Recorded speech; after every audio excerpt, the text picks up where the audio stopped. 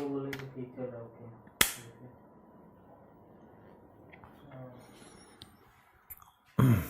Very good morning. अब देखो आवाज़ आ रही होगी शायद।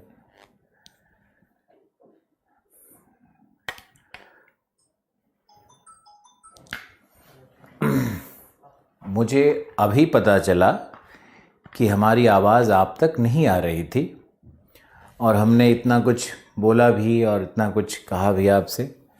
खैर फिर से शुरू करते हैं, फिर से प्रारंभ करते हैं। और आप लोगों को थोड़ा साथ इसलिए देना होगा क्योंकि पूरा जो कैरियर विल का जो ऐप है उसको फिर से नया किया जा रहा है और नए सर्वर और बहुत कुछ टेक्नोलॉजी में नया कुछ किया जा रहा है। तो ये परेशानी 2-4-5 दिनों तक की है। दिवाली के बाद ये परेशानी बिल्कुल नहीं आएगी। हम आपके सामने बिल्कुल सही समय पे खड़े थे और हमारा जो कमिटमेंट है आपके लिए वो उतना ही है। अभी एक और आपसे बात कहनी है कि आपका कोई चैट हमारे पास नहीं आ रहा है। आप जो कुछ भी लिख रहे होगे, good morning sir, love you sir, जो भी लिख रहे होगे, मेरे पास कुछ भी नहीं अभी आ रहा है। शायद थोड़ी देर में आएगा और जब आएगा तब आपसे हम इंटरेक्शन भी करेंगे। लेकिन क्लास प्रारंभ कर देते हैं और क्लास प्रारंभ तो मैंने कर दिया था लेकिन उसको अब रिपीट करना पड़ेगा। चलो रिपीट करते हैं। हमने आपको बताया कि कल के क्लास में टर्की, ईरान और इराक, इन 3 राष्ट्रों की अर्थव्यवस्था, यहाँ के ऊर्जा संसाधन, यहाँ के पेट्रोलियम माइनिंग सेंटर्स और यहाँ के जो मुख्य शहर हैं, नगर हैं, यहाँ की भौतिक विशेषताएं हैं, इन सब के विषय में हमने जाना था।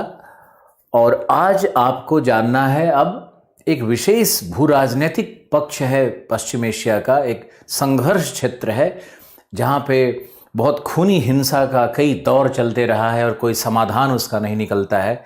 तो कल हमने आपको वेस्ट एशिया के भू राजनीति में बताया था कि खूनी हिंसा का दौर, इराक और ईरान के बीच में युद्ध और इराक और कुवैत के बीच में युद्ध हुआ। और ये जो अरब वॉर है ये लगातार इसी कारण से यहाँ पे संघर्ष चलते रहता है क्योंकि आबादान जो कि ईरान में है वहाँ पर तेल का विशाल कुआं है। कुवैत में पूरी दुनिया का लगभग 9% तेल है और इराक की जो सीमा पर्शियन गल्फ से सटती है वो बहुत ही संकीर्ण है, इसलिए इराक को डिसएडवांटेज्ड कंट्री भी कहते हैं भू राजनीति शब्दावली में। तो इराक ये प्रयास करता रहा है कि कुवैत के ऊपर उसका कब्जा हो जाए और आबादान प्रोविंस को अपने अंदर में ले ले, जिससे कि पर्शियन गल्फ पे उसकी सीमा भी बढ़ जाएगी और पूरी दुनिया का लगभग 20 से 22% तेल का भंडार भी इराक के पास होगा। तब इराक एक बड़ी शक्ति के रूप में, शक्ति केंद्र के रूप में, एक पावर सेंटर के रूप में वेस्ट एशिया ही नहीं बल्कि विश्व में अपना एक प्रभुत्व रख सकता है, क्योंकि ऊर्जा संसाधन पर जिसका नियंत्रण होगा वही विश्व के भू राजनीति पर भी नियंत्रण करता है या उसको रेगुलेट कर सकता है या उसका नियमन कर सकता है। तो सब तो शक्ति संसाधन और ऊर्जा संसाधन के लिए जो संघर्ष है, जो पावर स्ट्रगल है एनर्जी रिसोर्स के लिए, उसको लेकर के भू राजनीति यहाँ पर गर्म होते रहती है। तो ये तो हमारे इराक, ईरान और कुवैत की कहानी थी। अब आज की दूसरी कहानी है। एक कहानी मैंने आपको और बताई थी। क्या हो गया? अच्छा ओके। हाँ, एक कहानी मैंने आपको और बताई थी, वो बताई थी मैंने इजराइल की, जो हम फिर से आपको बताएंगे। इजराइल के नीचे में मैंने बताया था कि ये हमारा ये पूरा जो क्षेत्र है ये सिनाई है, जो मिस्र का भाग है जिस पर इजराइल ने कब्जा किया था। ये जो तट से संलग्न भाग है इसी को गाजा स्ट्रिप कहते हैं। गाजा सिटी भी एक नीचे में है छोटा सा। और ये जो भाग है ये वेस्ट बैंक कहलाता है। जॉर्डन नदी के इस तरफ जो ये भाग है ये वेस्ट बैंक है। और ऊपर का जो ये सीरिया का भाग था जिसपे इजराइल ने कब्जा कर रखा था, ये गोलान हाइट्स का ये भाग है। तो ये जो भाग हम आपको दिखा रहे हैं ये पहले पूरा किसके कब्जे में आ गया था? ये इजराइल के कब्जे में आ गया था, लेकिन सिनाई को वापस कर दिया इजिप्ट को और गोलान हाइट्स को वापस कर दिया सीरिया को, और वेस्ट बैंक और गाजा स्ट्रिप को लेकर के अभी फिलिस्तीनियों के साथ, और जेरूसलम जो वॉल्ड सिटी है, जेरूसलम के अंदर में वॉल बना हुआ है, दीवार है, और वहाँ पे एक तरफ पैलेस्टीनियन रहते हैं, दूसरी तरफ जीव्स रहते हैं, यहूदी रहते हैं या इजरायली कहते हैं इनको, तो वो रहते हैं। तो ये 3 पॉकेट्स में विवाद है फिलिस्तीनियों के साथ। इस पर भी एक कहानी है जो आपको हम कहेंगे, और अभी आपको हम ये विवाद, पहला विवाद मैंने आपको यहाँ बताया था आबादान को लेकर के, कुवैत के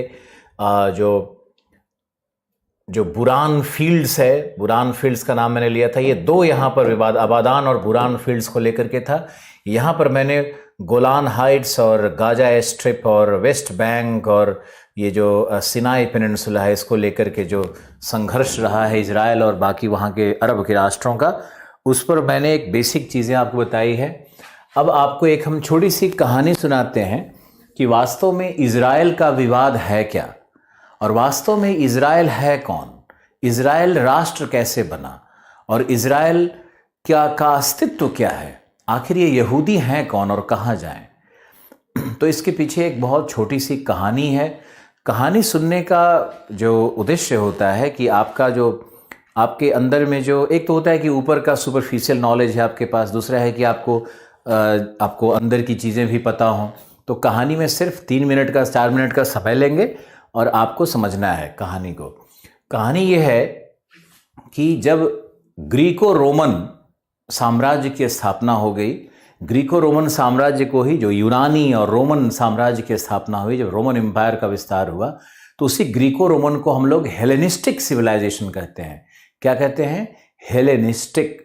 तो हेलेनिस्टिक सिविलाइजेशन, हेलेनिस्टिक सभ्यता का जब विस्तार हुआ, तो ये जो इजिप्ट के किनारे जो अलेक्जेंड्रिया सिटी है, या यहाँ पर जो लेबनान, जो लीबिया में, अल्जीरिया में, ट्यूनीशिया में, ये सब कई सारे सिटीज़ बने थे जहाँ पर ग्रीक का कॉलोनीज था। ग्रीको रोमन जो कल्चर है उसका वहाँ पे कॉलोनीज, उपनिवेश बना हुआ था, छोटा छोटा उपनिवेश बना हुआ था, और इस छोटे उपनिवेश में ग्रीको रोमन लोग ही रहते थे। वहाँ पे कोई अफ्रीकी लोग नहीं रहते थे, और ये ग्रीको रोमन लोग जो थे ये श्वेत हुआ करते थे, ये वाइट हुआ करते थे।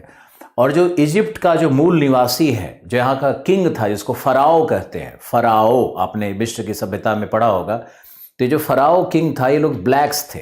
तो यहाँ पर इजिप्शियन सिविलाइजेशन जो है ये ब्लैक्स का है, और ये जो सिविलाइजेशन यहाँ पर ये वाइट का सिविलाइजेशन है।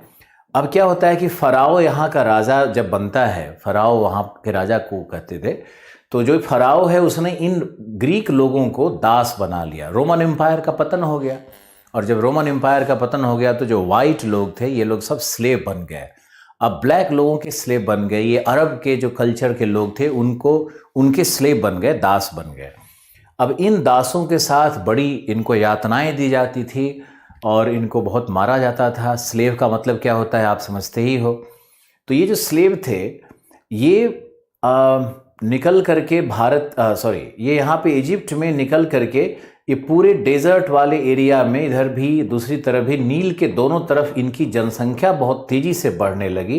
ये सब खेतीहर मजदूर इस तरह के लोग थे, तो ये इनकी जनसंख्या बहुत तेजी से बढ़ने लगी, क्योंकि जो गरीब होता है उसका जनसंख्या ज़्यादा बढ़ता है, वो अपने संतान को ही प्रॉपर्टी मानता है, संतान को ही धन मानता है। वो सोचता है कि जितने हाथ होंगे घर में उतनी अधिक मजदूरी आएगी। इसके लिए एक इंदिरा गांधी का कोटेशन भी है, poverty breeds population, poverty breeds population and development is the best contraceptive. Indira Gandhi ने, मैडम ने कहा था ये कि जो गरीबी है वह जनसंख्या का प्रजनन करती है, और जो डेवलपमेंट है वो बेस्ट कॉन्ट्रासेप्टिव है। सबसे बड़ा जो निरोधक होगा गरीबी का वो क्या होगा? वो डेवलपमेंट होगा। तो जहाँ भी विकास आएगा वहाँ पर जनसंख्या अपने आप रुक जाती है, और जनसंख्या के वृद्धि का कारण बताया गया था पोवर्टी। हालांकि पोवर्टी ही सिर्फ कारण नहीं होता है, बहुत सारे सांस्कृतिक कारण भी होते हैं, धार्मिक कारण भी होते हैं। रोमन कैथोलिक्स या मुस्लिम्स या कई कम्युनिटीज़ हैं, ट्राइबल कम्युनिटीज़ हैं, जिनमें ये मत है कि संतानोत्पत्ति उनके जीवन का उद्देश्य है, ऐसा कुछ मत है, तो उनका पॉपुलेशन बहुत तेज़ी से ग्रो करता है। तो सांस्कृतिक कारण भी है, सिर्फ ये कारण नहीं हो सकता है कि गरीबी सिर्फ कारण होता है, बिल्कुल नहीं। गरीबी लेकिन बहुत बड़ा कारण होता है, और जितनी भी गरीब पॉपुलेशन होगी उसमें शिक्षा का अभाव होगा, और शिक्षा का अभाव का मतलब ही होता है कि वहाँ पे नारी सशक्तिकरण नहीं होगा, और नारी सशक्तिकरण अगर नहीं होगा तो वहाँ पर निश्चित रूप से जनसंख्या बहुत तेज़ी से बढ़ती है, क्योंकि यदि नारी को ये राइट नहीं दिया जाएगा कि वो नो कह सके, तब तक जनसंख्या नियंत्रण नहीं होगा। नारी के मन को अगर पुरुष अपना बंधक बना के रखेगा, चाहे संस्कृति के नाम पे, चाहे धर्म के नाम पे, तो नारी को जब बंधक बना के रखोगे तो उसको नो कहने का राइट उसका ख़त्म हो जाता है। और जब वो नो नहीं कह सकती है, तो फिर वह एक बायोलॉजिकल मशीन बन जाती है, एक जैविक मशीन बन जाती है, जहाँ से सिर्फ बच्चे पैदा हो रहे हैं और उसका अपना जीवन में सोच, अपना चिंतन, अपना विकास, अपनी वैज्ञानिकता, ये सब चीज़ें कुंठित हो जाती हैं, वो सिर्फ एक मशीन बन जाती है। इसीलिए नारी सशक्तिकरण बहुत इम्पॉर्टेंट है, आप लोग को समझना होगा और आपको याद रखना होगा कि दुनिया की आधी जनसंख्या 50% of humanity is women kind. आपको याद रखना होगा कि 50% जो महिलाएं हैं पूरे विश्व में, वो 50% महिलाओं की पॉपुलेशन है। और अगर 50% महिलाएं बंधक हैं, या मानसिक बंधन ही सही, या प्रेम के कारण ही वो किसी बंधन में हैं, माँ के रूप में, बहन के रूप में अगर बंधन में है, उनको वो स्वतंत्रता नहीं है, तो समाज कभी विकसित नहीं हो सकता है। ये आपको यही पॉइंट ऑफ व्यू लिखना भी है यूपीएससी में, यही पॉइंट ऑफ व्यू पे हर साल प्रश्न आता है मेंस में, और इंटरव्यू में ऐसे ही प्रश्न पूछे जाते हैं। इसलिए हमारे विचारों को कभी मत समझा करो कि ये बाहर की बात कर रहा है, बिल्कुल नहीं। हम बिल्कुल बड़े प्रोफेशनल हैं और प्रोफेशनली वही शब्द बोलते हैं जो आपके लिए हित में हो और आपको जो याद रखना है। तो नारी सशक्तिकरण से जनसंख्या का नियंत्रण का बड़ा गहरा संबंध है, आगे हम बात करेंगे। अब देखो यहाँ पे कि जो ये पूरा हमारा कहानी जो सुना रहे थे, तो जनसंख्या बढ़ गई गरीबी के कारण यहाँ पे यहूदियों की, जो कि वाइट थे। अब क्या हुआ कि जनसंख्या को नियंत्रण करने के लिए जो वहाँ का फराओ, जो राजा है मिस्र का, उसने आदेश दिया कि इस जनसंख्या को रोकने के लिए जितने भी बच्चे जन्म लें उनको मार करके और नदी में फेंक दिया जाए, नील नदी में उसको डाल दिया जाए। तो ये काम होने लगा। लेकिन एक माँ ऐसा क्या करती है कि अपने बच्चे को फूल और पत्तों के बीच में रैप करके एक छोटे से नाव में, एक डलिया में, एक समझो लकड़ी का एक डलिया है, उसमें डाल करके फूल से ढक करके उसको नदी में तैरा देती है, मारने नहीं देती है जन्म के बाद। तो पहले क्या था कि जो मिस्र की नदी ऐसे बह रही है ना, तो इससे एक नहर निकाल करके महारानी का जो निवास हुआ करता था वहां से, ये देखो मुख्य नदी है, और ये नहर निकाल करके महारानी के निवास से एक नहर जाती थी। तो वो सौभाग्य से वो जो बच्चा था वो उस नहर वाले भाग से जा रहा था। तो नदी में महारानी नहा रही थी, राजकुमारी नहा रही थी, उसने उस बच्चे को उठाया, बच्चा बहुत सुंदर था, तो उसको ले जा करके चुपचाप अपने हैरम में उसका लालन पालन करने लगी, और उसको बड़ा कर दी और उसको शस्त्र अस्त्र सब सिखा दी, घुड़सवारी सिखा दी। तो ये जो बच्चा है ना, इसी को मूसा नाम है, यही मूसा है, यही मोजेज है अंग्रेजी शब्दावली में। देखो मोजेज, तुमने मूसा का नाम सुना होगा, यही मूसा बनता है। तो ये मूसा जब है, ये बाहर निकलता है घूमने के लिए कभी कभी, तो देखता है कि उसके रंग वाले जो लोग हैं उनको लोग मार पीट रहे हैं, वो बड़े प्रताड़ित हैं। तो इसने क्या किया कि बदले की भावना से इसने जो ब्लैक लोग थे या जो मिस्र के लोकल लोग थे उन पे अटैक कर दिया और कुछ लोगों को मार दिया। तो वहाँ की आर्मी मूसा के पीछे भागी। तो मूसा भागते हुए इसी सिनाई का जो ये एरिया है, सिनाई के एरिया में ये मूसा यहाँ प्रवेश कर जाता है। और ये मूसा यहाँ पे प्रवेश करने के बाद यहाँ पे डेजर्ट में गिर जाता है। फिर तो कुछ दंत कथाएं हैं कि ऊपर से भगवान प्रकट हो गए और मूसा को उसने जादुई शक्ति दी। मूसा वापस लौटता है इजिप्ट के दरबार में और कहता है कि हमारे जितने भी रोमन जो वाइट कलर वाले जो लोग थे इनको स्वतंत्र करो। तो स्वतंत्र नहीं करता है। तो मूसा की वहाँ पे मैजिशियन से बहस और लड़ाई होती है। तो मूसा उसमें हार जाता है। जो गॉड थे उसने एक स्टिक दिया था, तो मूसा जाके वहाँ पटका तो बड़े सांप वाप निकल आए। कहानी है ये सब, इसे बिलीव नहीं करना। और तो ब्लैक मैजिशियन से इजिप्ट के राजा के, उसके भी सांप निकल आए। तो इस तरह का एक संघर्ष होता है। मूसा फिर वहाँ से भागता है और आर्मी चेज करती है। तो मूसा फिर सिनाई में घुसता है। दोबारा गॉड आते हैं, दोबारा गॉड इसको और जादुई शक्ति देते हैं। तो ये फिर लौट करके चला जाता है इस क्षेत्र में, वापस चला जाता है फराओ के दरबार में। और वहाँ इस बार उसने पूरी नील नदी को ही लाल रंग यानी रक्त से प्रवाहित कर दिया अपने जादुई शक्तियों के द्वारा, ऐसा कहानियों में कहा जाता है। लेकिन ये सत्य नहीं होगा, निश्चित रूप से अंधविश्वास है लोगों का। पहले की कहानियों में तो अंधविश्वास भी लगा रहता है। तो आपको ये समझना है कि मूसा ही यहूदियों का पहला प्रोफेट बनेगा। जो यहूदी हैं ये है कौन? ये जो उपनिवेशित क्षेत्र थे, ये भाग जो अफ्रीका के मेडिटेरेनियन कोस्ट के जो उपनिवेशित भाग थे, उसी उपनिवेशित भाग में जो केंद्र थे, प्रशासनिक केंद्र थे रोमन अंपायर के, उसी में रहने वाले ग्रीको रोमन लोग हैं।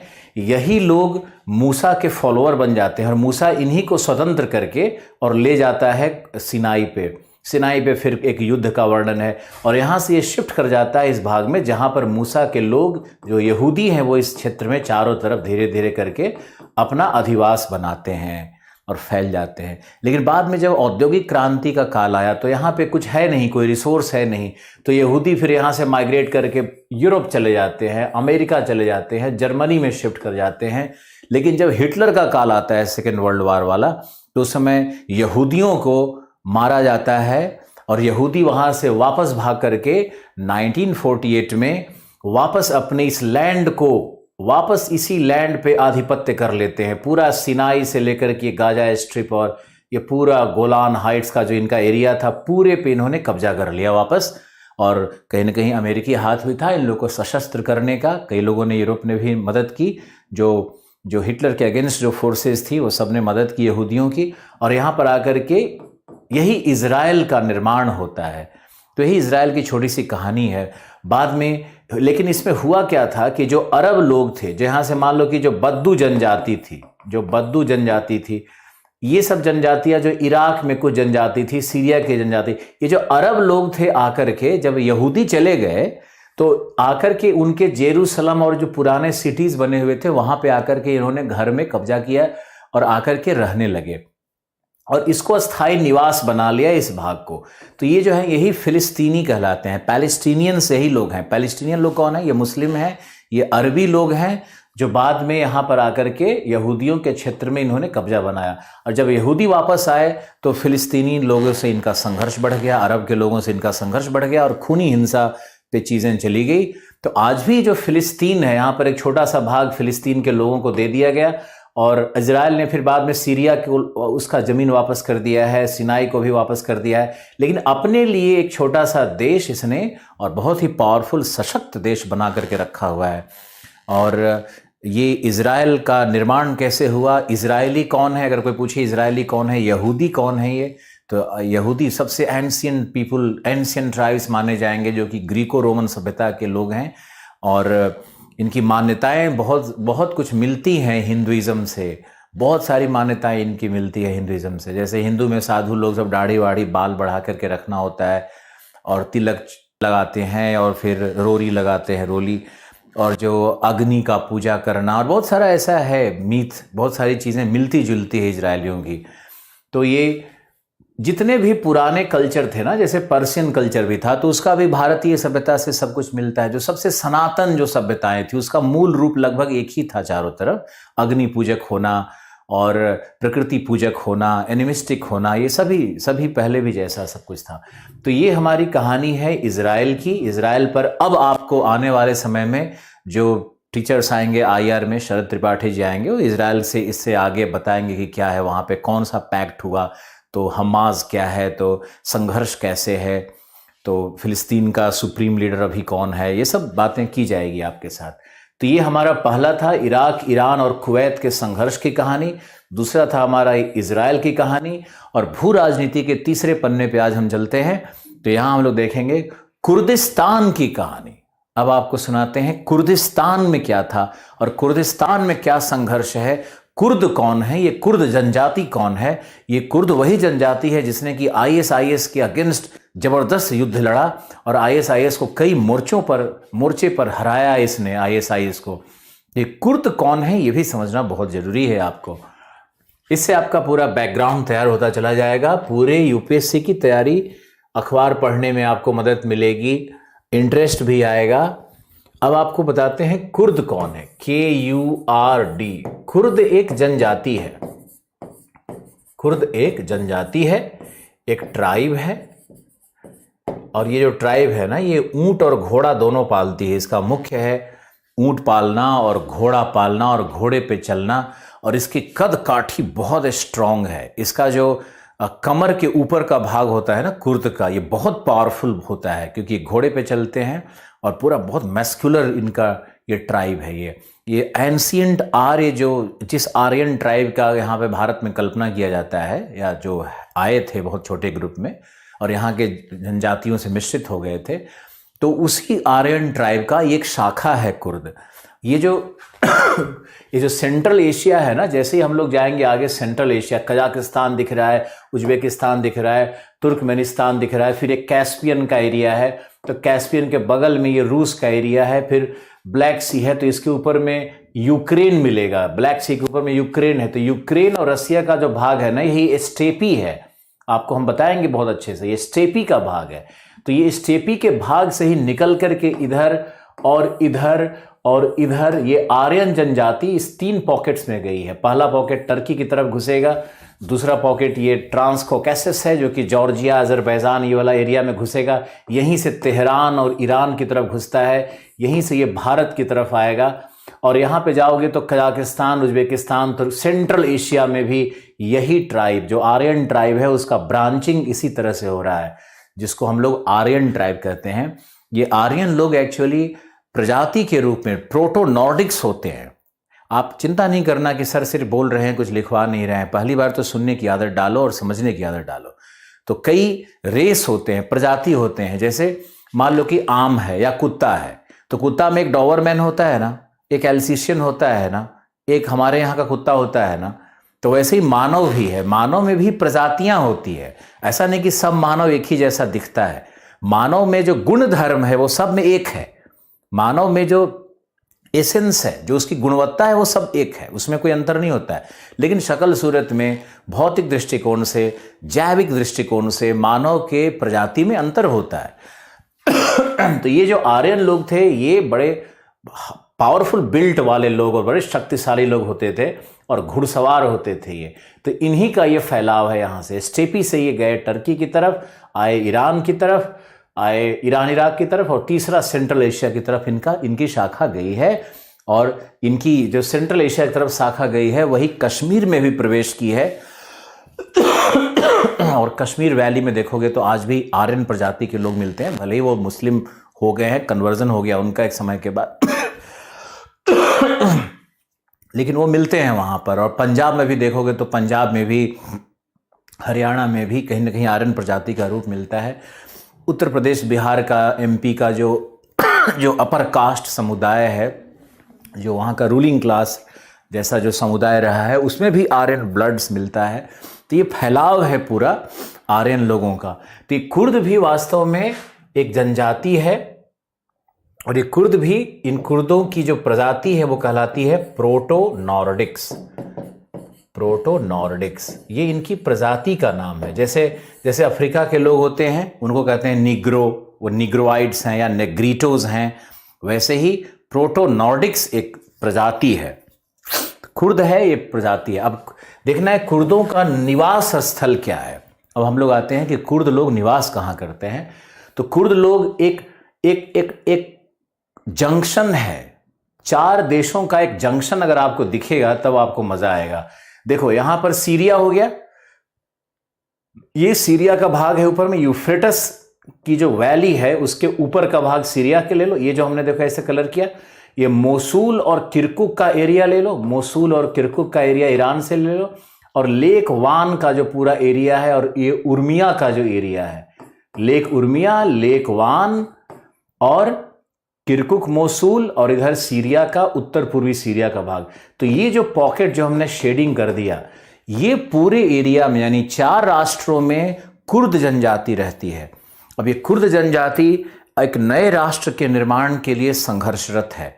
कुर्द टर्की में भी है, लेक वान वाले एरिया में टर्की में भी कुर्द रहता है, सीरिया में भी कुर्द रहता है, और ये कुर्द ईरान और इराक में भी रहता है। तो ये जो पूरे बेल्ट में रहने वाली एक जनजाति है उसको कुर्दिस्तान कहते हैं। ये कुर्दिस्तान कुर्द बार बार डिमांड करते हैं कि हमें भी एक राष्ट्र बनाने का मौका दिया जाए, हम एक नेशनैलिटी हैं, हमारे एक जनजाति को आपने 4 भागों में बांट दिया है, हम लोग कहीं के नहीं रहे, हमारी सभ्यता टूट रही है, हमारा आपस में मैरिटल रिलेशनशिप जो होता था, शादी ब्याह या सब जो घुमक्कड़, हालांकि सीमाएं सील नहीं की गई हैं वहाँ पे, आज भी लोग आपस में घूमते ही हैं, लेकिन अब जैसे जैसे इनका राष्ट्रवाद का उदय हो रहा है वैसे वैसे यहाँ पे खूनी संघर्ष बढ़ता जा रहा है, और खूनी संघर्ष बढ़ता जा रहा है। कुछ लोग कहते हैं कि भाई अमेरिकन स्पाई एजेंसीज भी यहाँ पे काम कर रही हैं, जो कुर्द को कहती हैं कि अपने राष्ट्र का डिमांड करो, क्योंकि यहाँ पे अगर इस पॉकेट में आग लगा हुआ है तो समझो कि इसी में इराक, ईरान, टर्की, सीरिया, ये सारे राष्ट्र यहीं पे इसी को क्वेल करने में, इसी को शांत करने में बिजी रहेंगे। तो जब यहाँ पे बिजी रहेंगे, यहाँ पे व्यस्त रहेंगे इस कुर्द वाले बेल्ट में, तो इन लोगों का फिर ध्यानाकर्षण अपने आर्थिक प्रगति की ओर, या विश्व के भू राजनीति की ओर, या यूरोपियन यूनियन से पंगा लेने की ओर, या यूएस कनाडा जो जो नाफ्टा है, north Atlantic free trade area, ये सब जो बना हुआ ऑर्गेनाइजेशन है उसकी तरफ नहीं होगा। उससे वो स्मूथ ट्रेड करेंगे और कुर्दिस्तान वाले समस्या में ये जूझते रहेंगे। कई बार ऐसी थ्योरीज आते रहती हैं, लेकिन मुझे तो लगता है कि शायद वहाँ का अपना ये खुद ही कारण है कि कुर्द लोग खुद ही उतारू हैं, और यहाँ पे आग तो वैसे ही फैली हुई है।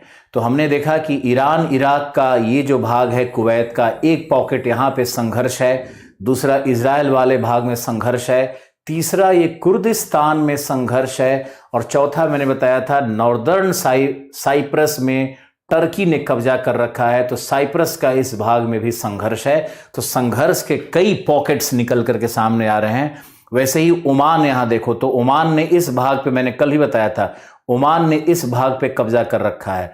तो यहाँ भी संघर्ष है, यहाँ भी शक्ति संघर्ष है। यहाँ पे यूएई के जो छोटे छोटे 7 राष्ट्र हैं, यूएई एक कॉन्फेडरेशन है, आज आपको बताएंगे। यूएई जिसको कहते हैं वो एक परिसंघ है, वो एक कॉन्फेडरेशन है, वो कोई राष्ट्र नहीं है। यूएई कोई राष्ट्र नहीं है, वो एक परिसंघ है। और परिसंघ का मतलब होता है कि कई राष्ट्र आपस में मिलकर के एक परिसंघ बनाते हैं, जिसमें प्रत्येक राष्ट्र को ये राइट होता है, राइट टू सिसीड, वो जब भी चाहे अलग हो सकता है परिसंघ से।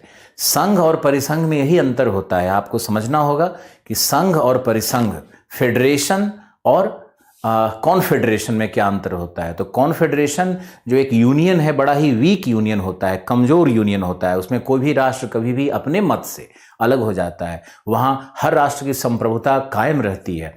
लेकिन जो संघ होगा उसमें जैसे अमेरिका एक संघ है, फेडरेशन है, तो वहां पे सारे राज्य हैं, 50 जो राज्य हैं वो 50 को राइट है, अपने संविधान भी उनका है, लेकिन वो संप्रभु नहीं है, उनको राइट टू सिसीड नहीं है, वो कभी अलग नहीं हो सकते हैं। तो अमेरिका एक संघ है, लेकिन यूएई एक परिसंघ है। परिसंघ मतलब इसमें जो भी राष्ट्र हैं, जो शेखडम्स हैं, यहाँ जैसे किंगडम होता था, पहले किंगडम होता था, स्टेट होता था, यहाँ पे शेखडम कहते हैं, क्योंकि यहाँ पे शेख लोगों का रूल है। तो यूएई एक शेखडम है ना। तो शेखडम में यहाँ पे कुल 7 शेखडम्स हैं, और एक प्राइमरी शेखडम होगा, उसका जो सबका हेड होगा। तो एक परिसंघ बना हुआ है यहाँ पर। तो ये परिसंघ, और ये जो ओमान का यहाँ पे जो गल्फ ऑफ हार्मुज को जो कंट्रोल करता है, तो यहाँ भी एक शक्ति संघर्ष का केंद्र बनता है। तो आपको याद रखना है कि शक्ति संघर्ष केंद्र नंबर ये 4 हो गया हमारा। ये हो गया हमारा पहला शक्ति संघर्ष, ये इजराइल वाला दूसरा, ये कुर्दिस्तान वाला तीसरा, ये साइप्रस वाला चौथा, और ये 5वां शक्ति संघर्ष है यहाँ पर ओमान वर्सेस यूएई का जो शक्ति संघर्ष है। और एक शक्ति संघर्ष और है जो कि चलता है, वो है ओमान और येमेन के बीच में। ओमान और येमेन के बीच में आप सीमा देखो तो सीधे स्ट्रेट लाइन ड्रॉ कर दिया गया है। ये वही यूके अंग्रेजों ने ये सीधे सीधे एक रेखा यहाँ पे खींच दिया, जबकि ओमान येमेन में अपने लैंड को क्लेम करता है, और येमेन का कुछ ट्राइबल एरिया है जो कि ओमान की तरफ पड़ता है। तो यहाँ भी येमेन और ओमान के सीमा के पास भी एक शक्ति संघर्ष है। तो शक्ति संघर्ष केंद्र नंबर ये 6 बनता है यहाँ पर। पूरे वेस्ट एशिया में शक्ति संघर्ष के कितने केंद्र बनते हैं, इसको जरूर समझना है। ये 6 के 6 पॉइंट्स को आप नोट डाउन करो, तभी आपके जो आईआर के टीचर हैं, जो करंट के टीचर हैं, इसी के ऊपर में आपको बहुत अच्छा बताएंगे और आपको पूरी कहानी खोल करके सुनाएंगे। ओके, तो ये आपको याद रखना है कि शक्ति संघर्ष का केंद्र कहाँ है, और शक्ति संघर्ष के साथ साथ आपको ये भी याद रखना है कि तेल के कुएं कहाँ कहाँ पर हैं। कल हमने आपको तेल के कुएं का जो इराक में है, ईरान में है, और जो टर्की में भी है कुआं, तेल का कुआं, इजमीर के पास है, भूमध्य सागरीय तट के पास है, वहां भी है थोड़ा कुआं। और कल हमने आपको ईरान करवाया था, इराक करवाया था, टर्की करवाया था। अब हम लोग चलते हैं सऊदी अरेबिया में, और सऊदी अरेबिया की सीमा किससे मिल रही है पहले आपको देखना। ये रहा जॉर्डन, जॉर्डन से मिल रही है सीमा। दूसरा है फिर इराक से मिल रही है सीमा। तीसरा है कुवैत से मिल रही है सीमा, यानी जॉर्डन 1, इराक 2, कुवैत 3 और यूएई 4, यूएई से सीमा मिल रही है 4, और ओमान 5, और ये है हमारा यमन 6, यानी कुल 6 देशों से इसकी सीमाएं मिल रही है। जो लैंड सीमा है, जो भूमि सीमा है, उसी को काउंट करते हैं, जल वाले सीमा को काउंट नहीं करते हैं। और एक और है हमारा 7वां, जो है डोहा, ये कटर से भी इसकी सीमा मिल रही है, सीमा नंबर 7।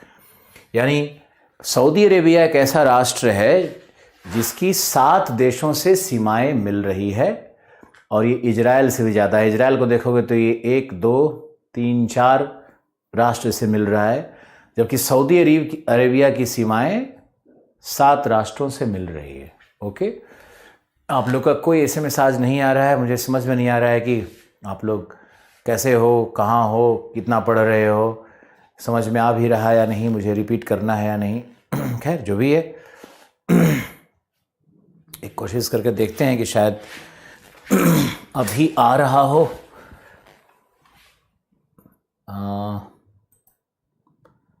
अभी भी कोई कमेंट और नाम नहीं आ रहा आपका। चलो कोई बात नहीं है।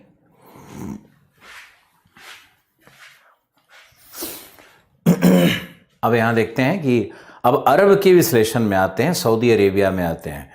सऊदी अरेबिया सबसे बड़ा राष्ट्र है एरिया के आधार पे। आप देखोगे तो सऊदी अरेबिया सबसे बड़ा राष्ट्र है, और जो अरेबियन पेनिनसुला है ये सबसे बड़ा पेनिनसुला है पूरी दुनिया में, सबसे बड़ा पेनिनसुला है, ये भी आपको याद रखना है। अब सऊदी अरेबिया में सबसे पहले चलते हैं कि भाई इसकी महत्ता क्या है, महत्व क्या है। तो सऊदी अरेबिया एक इस्लामिक राष्ट्र है, और यहाँ पर मैंने कल भी आपको दिखाया था कि जो पवित्र सिटी, जो पवित्र स्थल है मक्का, ये मक्का पूरे मानव समुदाय, किसी भी धर्म का हो, सबके लिए पवित्र जगह है। और मक्का जिसको हम लोग कहते हैं इंडिया में मक्का, यहाँ पर है, और दूसरा मदीना उसके ऊपर में है। यहीं पर शैटन का स्टोन पेल्टिंग सेरेमनी होता है। और मक्का में एक बीच में ऐसा जगह है जहाँ पे लोग कहते हैं कि शिवलिंग है शायद वहाँ पर। तो वहाँ पर क्या है ये तो किसी को मालूम नहीं है, शिवलिंग है या नहीं ये भी किसी को मालूम नहीं है। ये बेवजह एक विवाद का विषय है। जो जैसे यथावत है संसार वैसे ही चलना चाहिए। इतिहास को खोद करके उसके मुर्दे को उखाड़ने से और उस मुर्दे को फिर से करने से कोई फ़ायदा नहीं है। आगे इंसान कैसे मानव बन करके जिए, और ये जो धर्म के पंडित हैं इनसे कैसे बचा जाए, और विज्ञान को कैसे अपनाया जाए, ये हर मानव का, हर संस्कृति का ही अंतिम लक्ष्य होना चाहिए, और मानना भी पड़ेगा आपको। तो वहाँ पे शिवलिंग होने की संभावना है या नहीं, इस पे विदेशियों ने बहुत कुछ लिखा हुआ है। और जो इस्लाम के सबसे पुराने जानकार हैं, जो पुराने इस्लाम के जानकार हैं, वो भी कहते हैं कि जब जो मोस्ट एंशियंट गॉड है वो तो शिवा ही है। और वेस्ट एशिया के सिविलाइजेशन में शिवा जैसे गॉड का, जैसे इंडस वैली में भी जाओगे तो पशुपति का कॉन्सेप्ट मिलता है।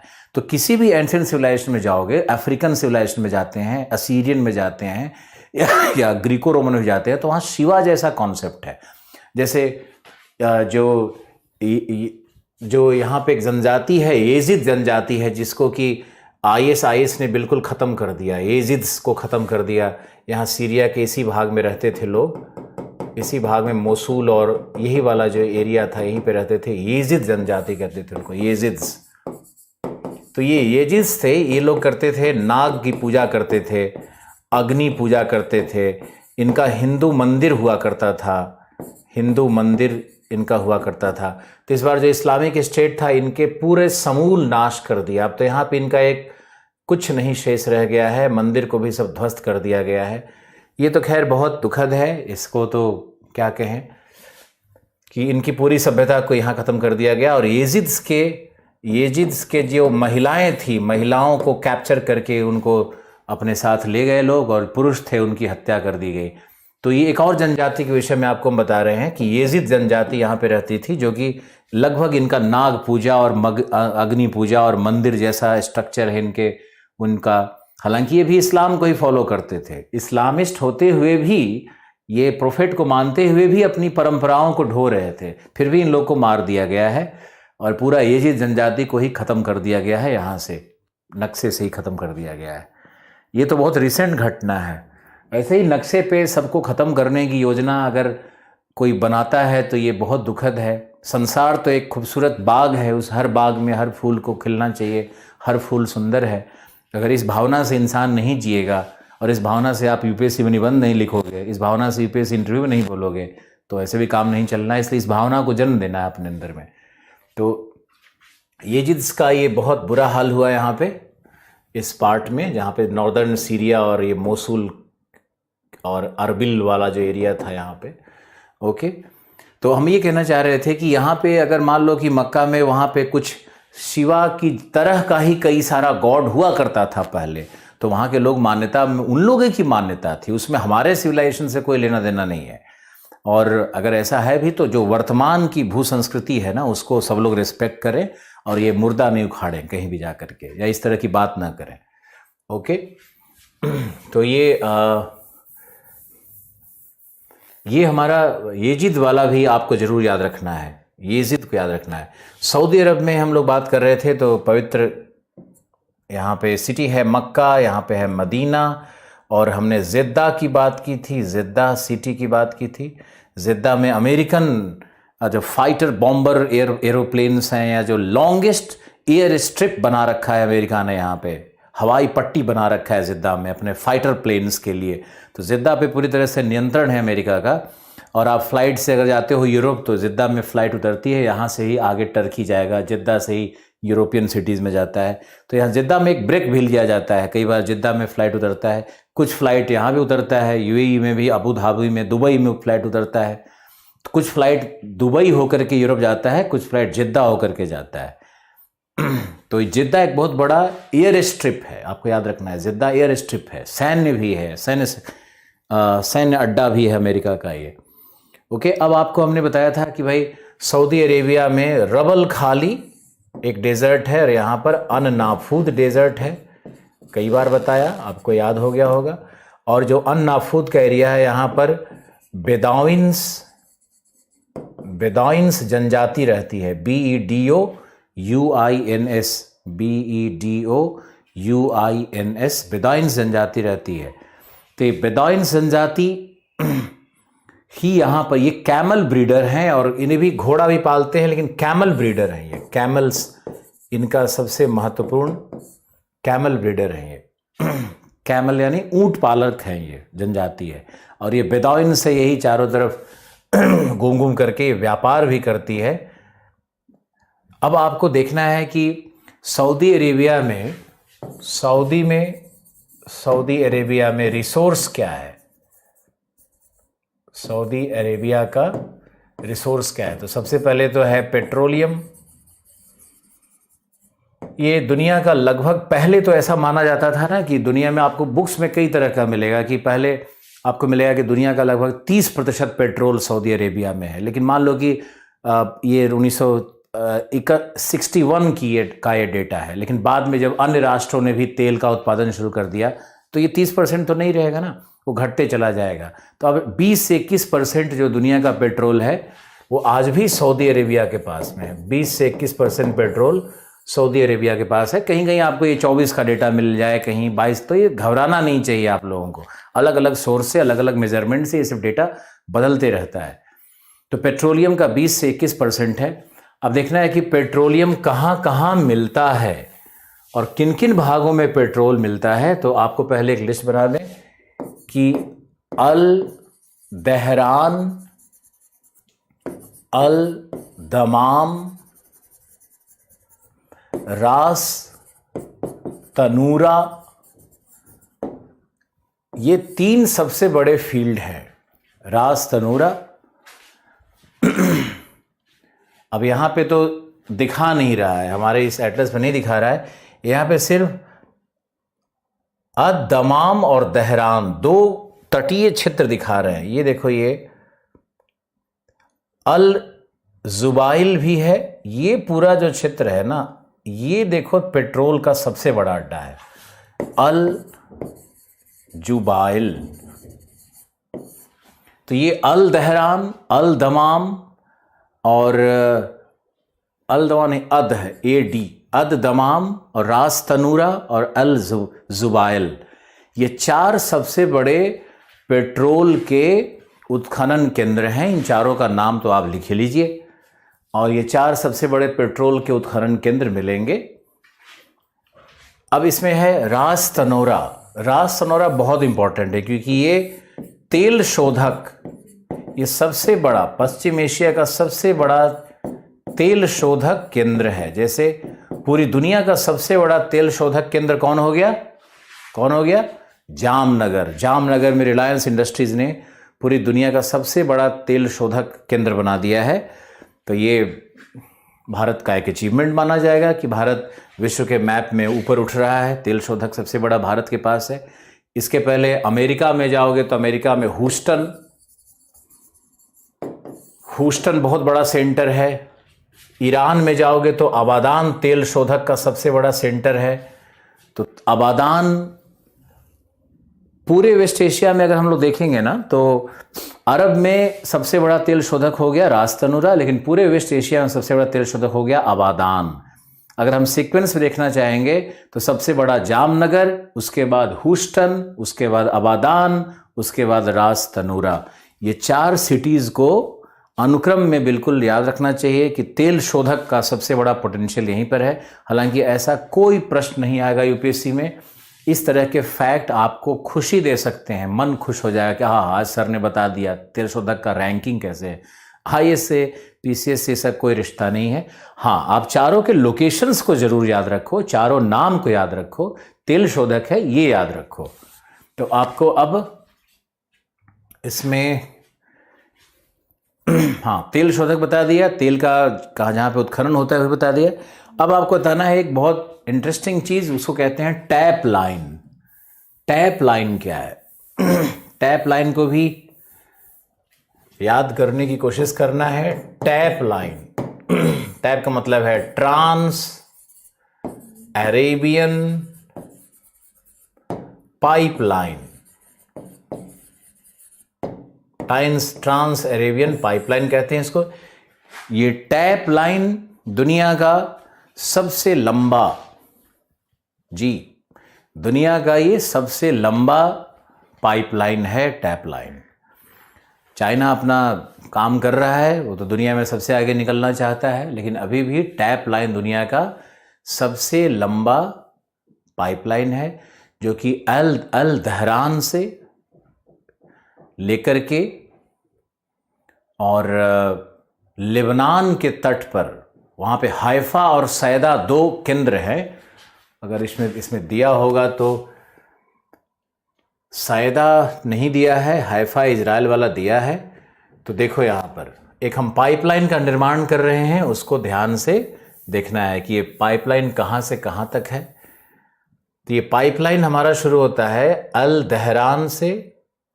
यहाँ देखो अल दहरान का पॉइंट लिया हमने, और ये पाइपलाइन इस तरह से जाता है और यहाँ पर ये लेबनान के सैदा, SAIDA, सैदा पोर्ट लेबनान में है। सैदा पोर्ट कहाँ है? लेबनान में है। तो लेबनान के सैदा और हैफा बंदरगाह कहाँ है? यह है इजराइल में, ये इजराइल में है हैफा बंदरगाह।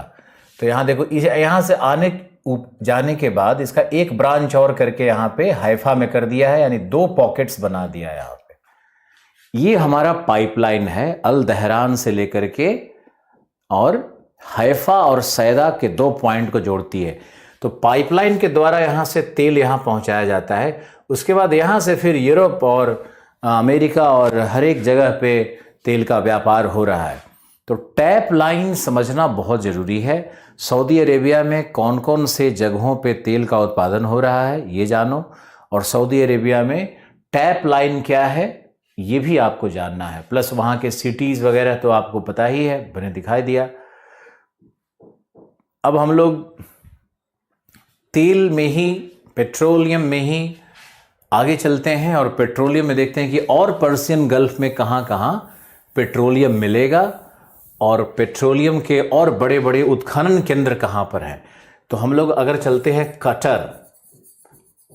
कटर में चलते हैं तो यहाँ पे दुखान ऑयल फील्ड से, दुखान ऑयल फील्ड से सब लोड नोट करते रहना है आपको, ये पूरा पीटी की तरह है और बस एक जनरल इंफॉर्मेशन की तरह चीज़ें हैं, इसमें कुछ बहुत पैराग्राफ लिखवाने की ज़रूरत नहीं है, आप बस नोट डाउन करते रहो। कतर में दुखान ऑयल फील्ड्स है। कतर यहाँ पे एक छोटा सा देश है कतर, दोहा उसकी राजधानी है। दोहा समिट आप लोग को पता होगा या नहीं पता होगा तो बताया जाएगा। तो ये दोहा समिट कतर, और इसी के बगल में बहरीन है। बहरीन में का कैपिटल मनामा है। बहरीन का कैपिटल मनामा। बहरीन को कहते हैं pearl of Persian gulf. Persian gulf का ये मोती है। तो आपको याद रखना है कि बहरीन एक्चुअली बेहतरीन देश है और काफ़ी एडवांस देश है। Manama capital. दोहा में मैंने आपको बताया कि कहाँ कहाँ तेल मिलता है। अब हम लोग यूएई चलते हैं। तो यूएई में कई सेंटर्स हैं, जैसे शारजाह में क्रिकेट होता था, आपको याद ही होगा। तो अगर हम लोग यूएई की बात करें तो यूएई क्या है? यूएई एक परिसंघ है जो कि कैसे बना है? 7 शेखडम से। मैंने बताया था जैसे किंगडम होता है वैसे ही शेखडम है। 7 शेखों का ये अलग अलग 7 राष्ट्र है। और अबू धाबी इनका एक जॉइंट कैपिटल है। इनका जॉइंट कैपिटल देखोगे अबू धाबी है। अबू धाबी कैपिटल है इनका। लेकिन आपको याद रखना है कि अबू धाबी अपने आप में एक राष्ट्र भी है। और यहाँ पे अन्य जो राष्ट्र है उसमें एक बहुत इंपॉर्टेंट शारजाह है जहाँ पर क्रिकेट होता था। अब्दुल शेख बुखातिर यहाँ पे जब तक थे तब तक क्रिकेट का आयोजन करवाते थे। तो ये अबू धाबी और ये शारजाह, और यहाँ पर फिर हमारा वो जो इंडियन लोगों का फेवरेट जगह है दुबई है, जहाँ पे अमिताभ बच्चन, शाहरुख खान, सारे लोग, सलमान भाई, आमिर भाई, सारे लोगों ने जाकर के यहाँ पे अपना घर, ज़मीन, जायदाद सब बनाया हुआ है दुबई में। तो ये अबू धाबी, शारजाह और दुबई, ये 3 तेल के यहाँ पे सबसे इम्पॉर्टेंट केंद्र हैं यूएई में। तो ये तेल के तीनों केंद्र हैं, शारजाह, अबू धाबी और दुबई के आसपास ऑयल फील्ड्स है। तो ये 3 सबसे रिच भी वहाँ पे हैं, सबसे समृद्ध भी हैं। तो ये आपको याद रखना है। अब हम लोग चलते हैं जॉर्डन के अंदर। जॉर्डन क्या है और जॉर्डन की क्या दशाएं हैं? जॉर्डन और सीरिया, याद रखना है आपको कि जॉर्डन और सीरिया सबसे गरीब देश है, सबसे गरीब देश है पूरे पश्चिम एशिया का। सीरिया की क्या हालत है आपको पता ही है कि बिल्कुल तहस नहस है। सीरिया से लाखों लोग वहाँ से माइग्रेट करके यूरोप भाग गए हैं, टर्की भाग गए हैं। जर्मनी ने उन लोगों को शेल्टर दिया है, लेकिन जर्मनी शेल्टर देने के बाद अब बहुत पछता भी रहा है, क्योंकि जो जर्मन लोग हैं वो तो एक बच्चा पैदा करते हैं। सीरिया से गए हुए लोग अब वहाँ असंख्य बच्चे पैदा कर रहे हैं। तो वहाँ जनसंख्या में एक तरह का फिर विरूपता उत्पन्न हो जाता है।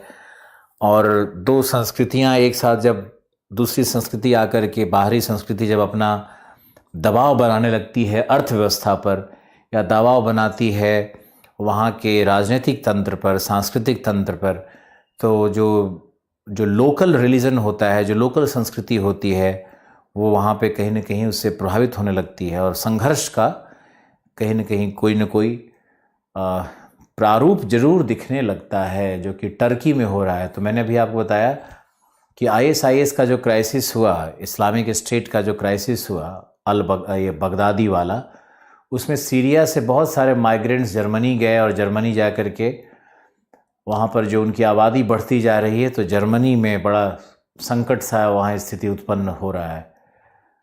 और फ्रांस में भी लोग गए, टर्की में भी लोग गए ISIS के। तो ये सारे राष्ट्र, ईस्टर्न यूरोपियन कंट्रीज़ में भी लोग गए यहाँ से माइग्रेट होकर के। तो ये सारे राष्ट्र कहीं ना कहीं प्रभावित हो रहे हैं।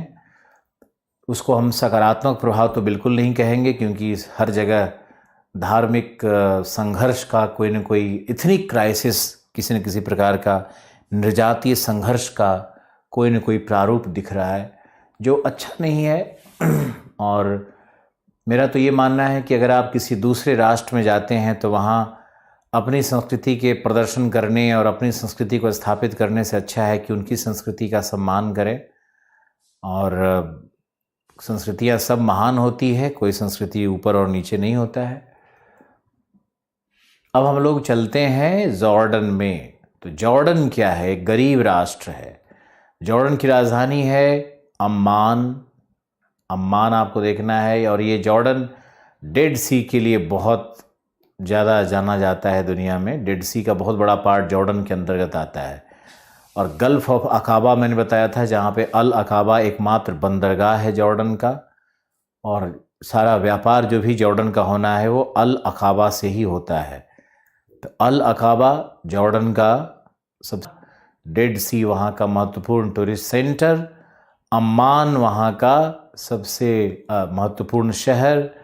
और अम्मान बिल्कुल क्लोज़ है फ़िलिस्तीन के। तो जॉर्डन कई बार कोशिश करता है कि हम फ़िलिस्तीनियों की मदद करें, लेकिन इजराइल उसका बहुत हिंसक जवाब देता है। तो जॉर्डन में जॉर्डन का जो समर्थन है फ़िलिस्तीनियों का, वो कहीं ना कहीं कमज़ोर पड़ रहा है। जॉर्डन अब अपना ही डेवलपमेंट देखने में ज़्यादा लगा हुआ है। जॉर्डन को क्या कहते हैं, इस पर एक विवेचना भी होनी चाहिए। जॉर्डन को कहते हैं हैशेमाइट किंगडम। जॉर्डन को कहा जाता है हैशेमाइट किंगडम। हैशेमाइट किंगडम। जॉर्डन में आज भी राजतंत्र है। जॉर्डन में आज भी सुल्तान है। आज भी वहाँ राजा रूल करता है। कोई डेमोक्रेसी नहीं है किसी भी कंट्री में, कहीं कोई डेमोक्रेसी नहीं है। तो वेस्ट एशिया का अगर तुम मानव सूचकांक पर देखोगे तो वेस्ट एशिया मानव सूचकांक पे काफ़ी पीछे रहता है। पर कैपिटा इनकम में देखोगे तो काफ़ी आगे है ये। और मानव सूचकांक पे देखोगे तो यहाँ पर व्यक्तिगत स्वतंत्रता का अधिकार नहीं होगा, तो फ्रीडम टू स्पीच नहीं होगा, तो यहाँ पे विमेंस राइट जैसा कुछ नहीं होता है। तो यहाँ पे जो पनिशमेंट होता है, जो सजा तंत्र बना हुआ है, वो सब पुराना हम्बुराबी वाला जैसा ही सब है कि पत्थर मार करके। हालांकि बहुत चेंज हो रहा है, धीरे धीरे बहुत चेंज आ रहा है यहाँ भी। थोड़ा और टाइम लगेगा लेकिन चेंज आएगा। और इज़राइल को हमने जॉर्डन को हमने बताया कि इसे कहते हैं हैशेमाइट किंगडम। ये हैशेमाइट किंगडम है और सुल्तान यहाँ रूल करता है जॉर्डन में। जॉर्डन की दो फसल बहुत महत्वपूर्ण है। पहला है जॉर्डन में कॉटन। तो जॉर्डन कॉटन की खेती के लिए दुनिया में जाना जाता है। और दूसरा इसकी खेती है वीट। तो वीट और कॉटन का एक खेती करता है। और यहाँ पर कुछ सिट्रस फ्रूट भी होते हैं। इजराइल से जो सटा हुआ सीमा है वहाँ पर सिट्रस फ्रूट होते हैं। तो सिट्रस फ्रूट में अगर आप जाओगे, जो रसदार फल है, तो उसमें जफ़ा ऑरेंजेज है जो मूलतः इजराइल का है। जफ़ा ऑरेंज जो मूलतः इजराइल का है, लेकिन जफ़ा ऑरेंजेस कुछ जॉर्डन भी ग्रो करता है। तो आपको याद रखना है कि जॉर्डन का मुख्य फसल क्या है? कॉटन, वीट और कुछ सिट्रस फ्रूट्स होगा। और जॉर्डन में कोई पेट्रोलियम नहीं है, कोई वैसा तेल का बड़ा कारखाना नहीं है, कोई कुआं नहीं है। यहाँ का सबसे इम्पॉर्टेंट जो सिटी है व्यापार के दृष्टिकोण से वो अल अकाबा है यहाँ पर, और अम्मान यहाँ पर उसका कैपिटल है। तो दो ही सिटी मुख्य रूप से है, बाकी आपको कुछ खास नहीं दिखेगा यहाँ पे। तो जॉर्डन का बहुत छोटा सा कहानी रहेगा, इतना ही रहेगा। जॉर्डन का लोकेशन बस याद रखना है आपको। डेड सी के विषय में आपको हम पहले ही बता चुके हैं, कल बता चुके हैं। और लेबनान हम चलते हैं, एक छोटा सा राष्ट्र है लेबनान यहाँ पर। तो लेबनान शिक्षा का सबसे बड़ा केंद्र है वेस्ट एशिया में, व्यापार और शिक्षा का सबसे बड़ा केंद्र है। ये यूनिवर्सिटीज़ यहाँ बहुत सारे हैं, यूनिवर्सिटीज़ यहाँ बहुत सारे हैं। और लेबनान में क्रिश्चियन पॉपुलेशन है, यहाँ पे क्रिश्चियन पॉपुलेशन भी है, मुस्लिम पॉपुलेशन भी है, लेकिन लेबनान में क्रिश्चियन पॉपुलेशन है। तो क्रिश्चियन मिशनरीज यहाँ पे काम करती हैं बहुत ज़्यादा। तो यहाँ पे शिक्षा का बड़ा प्रचार प्रसार है। और शिक्षा कैसे लिखते हैं, ऐसे लिखते हैं।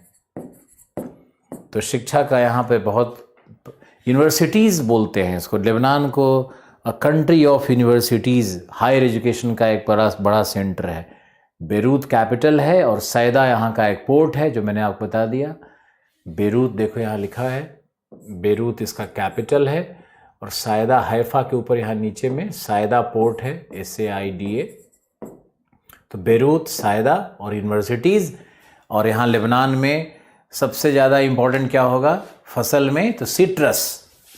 यहाँ भी रसदार, लेबनान में भी सिट्रस फ्रूट सबसे ज़्यादा मिलेगा। यहाँ पे भूमध्य सागरीय जलवायु है। ये जो पूरा इज़राइल का और लेबनान का और सीरिया का कोस्टल एरिया और टर्की का जो ये पूरा भाग है, इस तरह से फैला हुआ, ये सब का सब पूरा भूमध्य सागरीय जलवायु का केंद्र है। और भूमध्य सागरीय जलवायु केंद्र में क्या होता है, रसदार फल, शराब निर्माण उद्योग। तो इज़राइल हो, लेबनान हो, यहाँ का शराब, यहाँ का सिट्रस फ्रूट्स बहुत ही प्रसिद्ध है। यहाँ का जैतून का तेल, ऑलिव ऑयल बहुत प्रसिद्ध होता है। तो एक और आप यहाँ लिख सकते हो, जैतून यानी ऑलिव ऑयल। ऑलिव ऑयल यहाँ का बहुत प्रसिद्ध है। तो ये हमारा वेस्ट एशिया का स्वरूप है। मुझे लगता है मैंने आपको लगभग सब कुछ बता ही दिया और कुछ खास शेष नहीं है। सऊदी अरेबिया भी बता दिया। जितनी जानकारी आपको वेस्ट एशिया पे चाहिए थी, वो सारी जानकारी मैंने आपको लगभग दे दिया है। और इस चैप्टर को अच्छे से पढ़ो, अच्छे से करो। और अभी इस पे हम आपको एक बहुत ही विशिष्ट लेक्चर अभी लेने वाले हैं आपके लिए।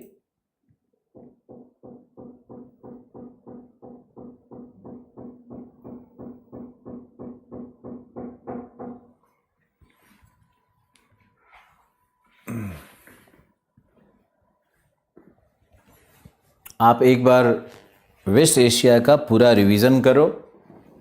आप लोग का SMS नहीं आने से मुझे कुछ पता नहीं चल पा रहा है कि कैसे हो और क्या कर रहे हो। आपके प्रश्न भी नहीं आ रहे हैं, कोई बात नहीं है। टैप लाइन क्या है, पूरे पश्चिम एशिया में तेल के उत्खनन केंद्र कहाँ कहाँ हैं?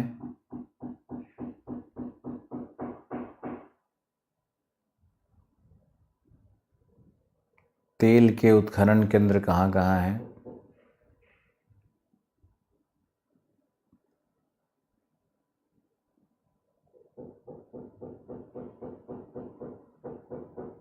अब आपको बताना है कि पश्चिम एशिया से कुछ प्रश्न आपसे पूछ रहे हैं और प्रश्न का जवाब दीजिए। पहला प्रश्न, सब लोग एटलस को ध्यान से देखो।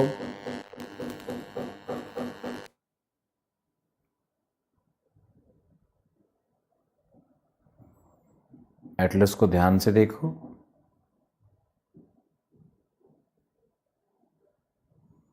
और एटलस में देखो कि कर्क रेखा किन किन राष्ट्रों से निकल रही है।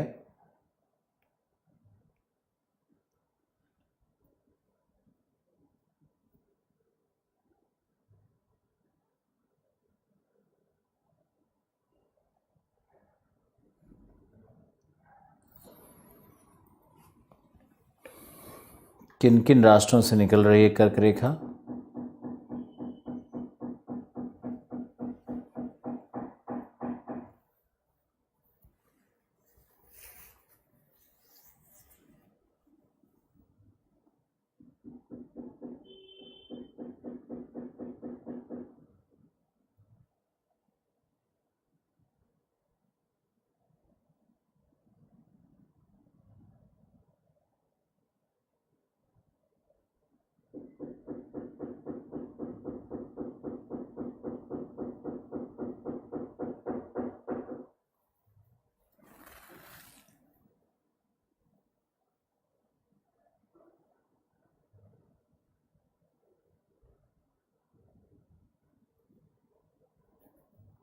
एसएमएस तो आएगा नहीं आपका। खैर, सऊदी अरेबिया से निकल रही है, यूएई से निकल रही है और ओमान से निकल रही है।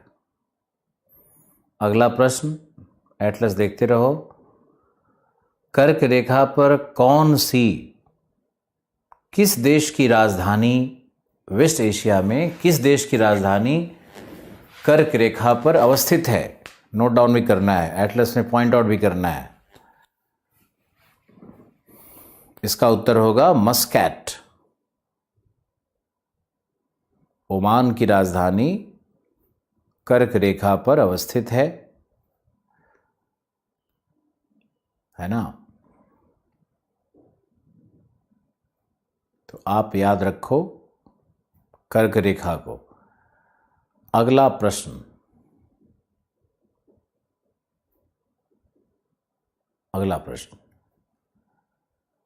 आपको बताना है कि पर्शियन गल्फ के चारों तरफ कौन कौन से राष्ट्र हैं? पर्शियन गल्फ के चारों तरफ कौन कौन से राष्ट्र हैं? इनको एंटी क्लॉकवाइज सजाएं।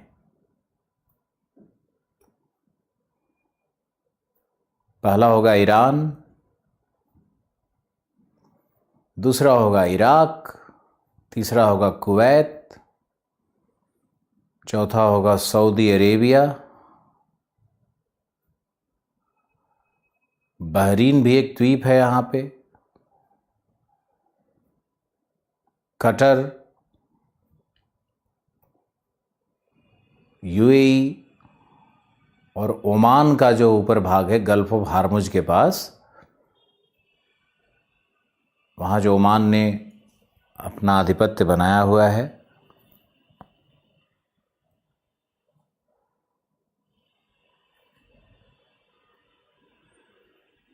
तो ये ओमान का भाग।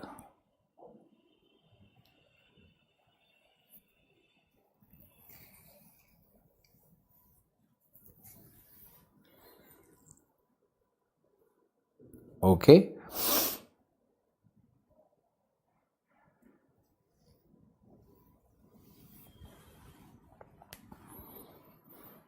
आगे चलते हैं।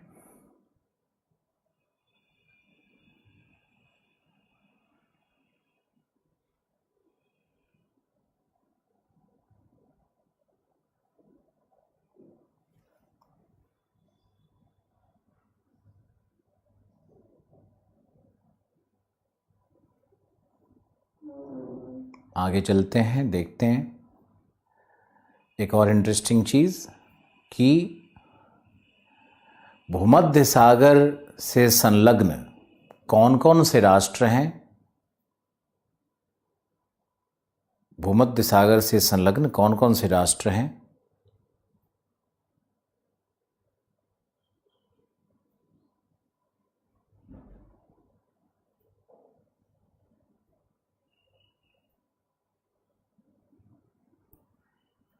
भूमध्य सागर से संलग्न कौन कौन से राष्ट्र हैं? टर्की है, साइप्रस भी है द्वीप के रूप में, सीरिया, लेबनान, इज़राइल और इजिप्ट का भाग सिनाई। तो सिनाई को हम लोग छोड़ेंगे नहीं, वो इजिप्ट का भाग है लेकिन है तो वेस्ट एशिया का पार्ट ना।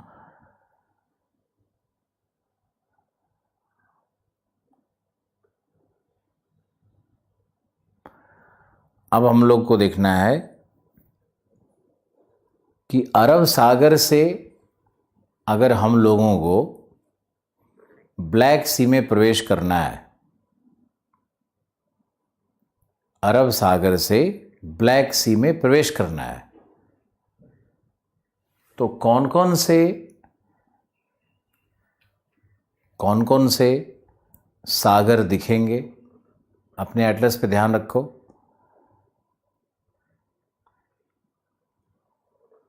अरब सागर में हम लोग हैं,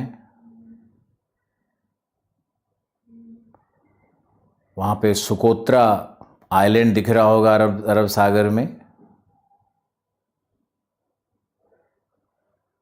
सुकुत्रा आइलैंड पे यमन का कब्जा है।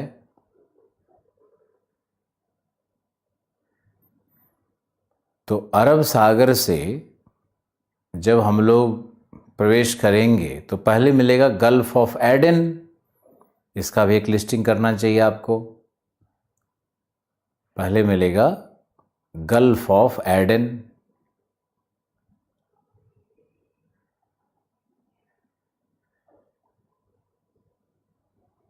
और गल्फ ऑफ एडन के बाद मिलेगा बबल मंडेब,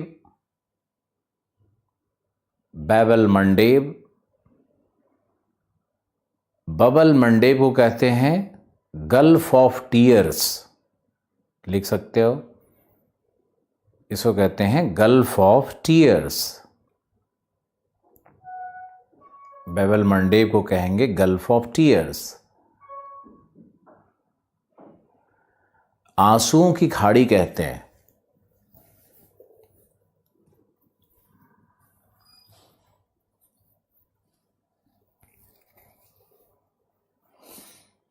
तो आंसुओं की खाड़ी क्यों कहते हैं, ये भी प्रश्न होगा। आंसुओं की खाड़ी इसलिए कहते हैं क्योंकि यहां पर सापेक्षिक आर्द्रता अति उच्च है।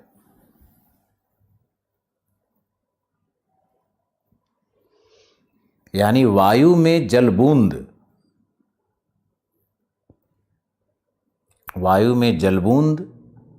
बड़ी आसानी से बनता है।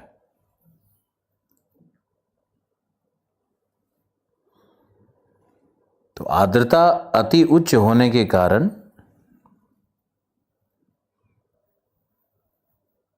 यहां पर वायुमंडल में जलबूंद निर्मित होते रहते हैं।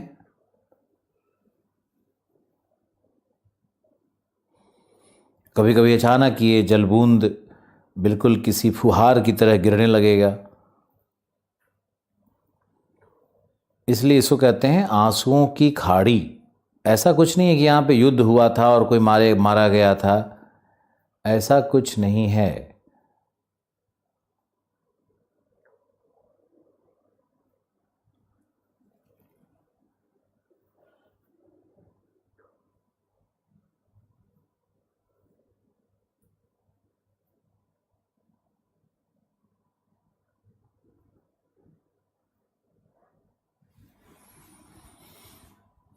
फिर आगे देखो, बैबल मंडेब के बाद हम लोग इंटर करेंगे तो मिलेगा लाल सागर।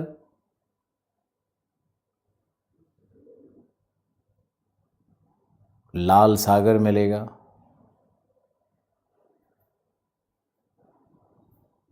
और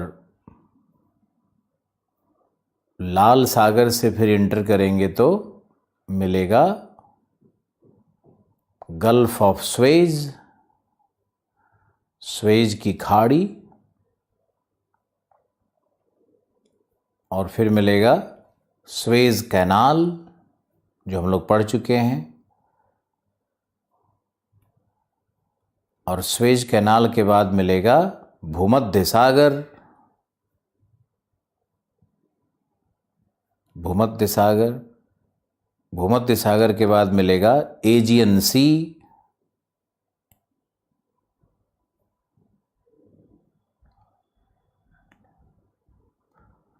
उसके बाद मिलेगा डारडेनलिस की संधि। डारडेनलिस की संधि। फिर मिलेगा सी of Marmara. C of Marmara.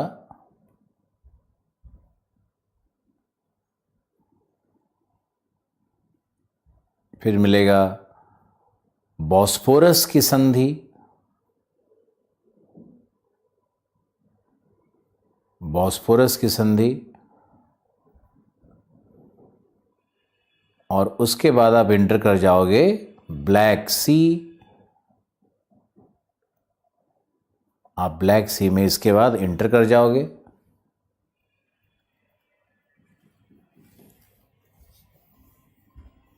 और ब्लैक सी के उत्तरी भाग को देखो, अगर दिखता है तो। बोर्ड पे तो नहीं दिख रहा है, तो वो कहलाता है सी ऑफ अजो। सी ऑफ अजो। वहां पर स्ट्रेट ऑफ कर्च भी है।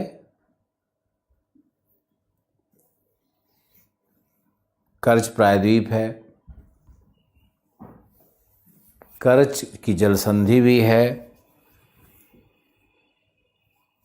तो कर्च की जलसंधि से होते हुए आप प्रवेश कर जाओगे सी ऑफ एजो।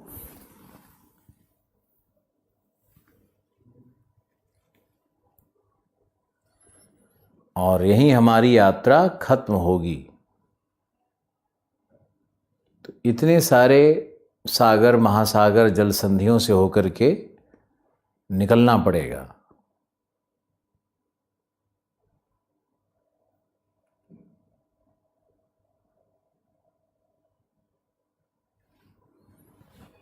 तो ये भी आपको याद रखना है।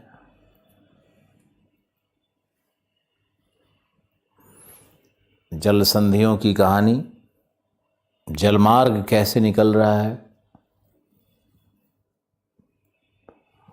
और अंतिम मैपिंग में आपको अब याद रखना है लास्ट में कि इराक की सीमा किन किन राष्ट्रों से मिल रही है। इराक बहुत इंपॉर्टेंट है। इराक की सीमा किन किन राष्ट्रों से मिल रही है।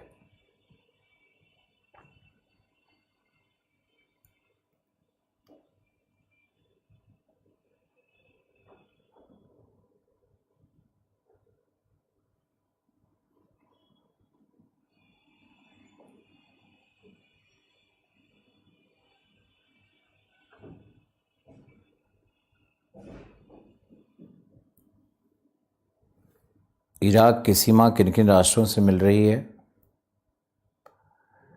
इराक की सीमा मिल रही है पहले तो ईरान से। आप देखना शुरू करो, ईरान से। फिर मिलेगी टर्की से और सीरिया से।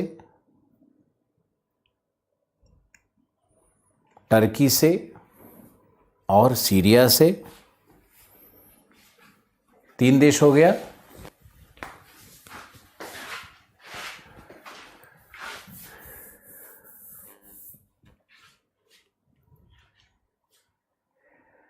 फिर जॉर्डन से। पहला तो है ईरान, दूसरा है टर्की, तीसरा है सीरिया, चौथा है जॉर्डन, पांचवा है सऊदी अरेबिया, छठा है कुवैत। सबसे ज़्यादा सीमा किसकी मिल रही है? सऊदी अरेबिया की सीमा मिल रही है।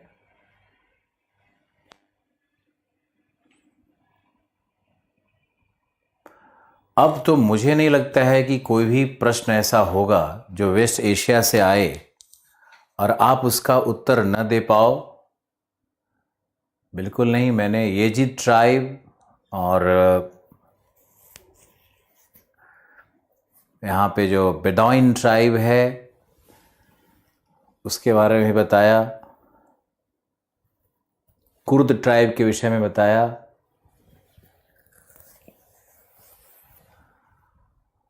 अंगोरा के बारे में बताया। कुछ शेष नहीं है अब। लेकिन यहाँ पर आपको एक हम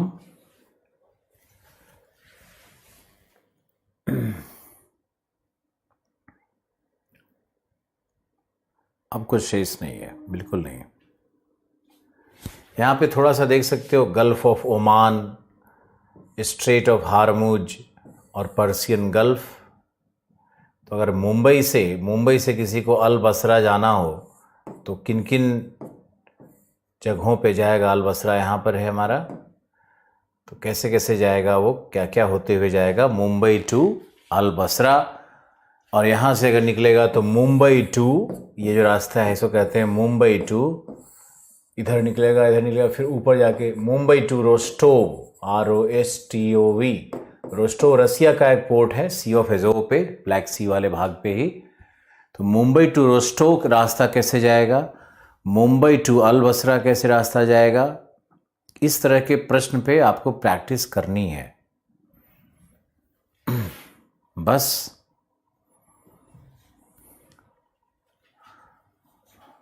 आज बिल्कुल समझ में नहीं आ रहा है कि आप लोग कैसे जुड़े हुए हो, क्योंकि किसी के SMS नहीं आने से मुझे लग रहा है कि हम बिल्कुल डार्क जोन में हैं।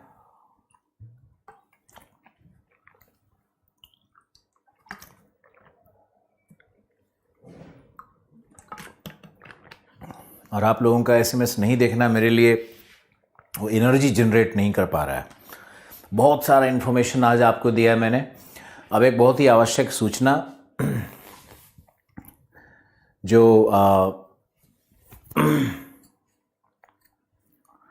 फ़ी को लेकर के, इस कोर्स के फ़ी को लेकर के बहुत सारा प्रश्न आते रहता है और बहुत सारे लोग SMS पे लिखते रहते हैं। तो अब आपको ये बताना बहुत ज़रूरी है कि हम लोग 17 तक, इस महीने के 17 तक, 17 के बाद फ़ी इंक्रीज़ करेंगे और बहुत हज़ारों छात्र हम लोग से जुड़ चुके हैं। और उन लोगों के लिए संदेश है जो कि अभी, और शायद इस बैच में एडमिशन भी 17 तक ही रखें या क्लोज़ करें, अभी उसका निर्णय लेना बाकी है, लेकिन फ़ी में इंक्रीज़ होना तय है।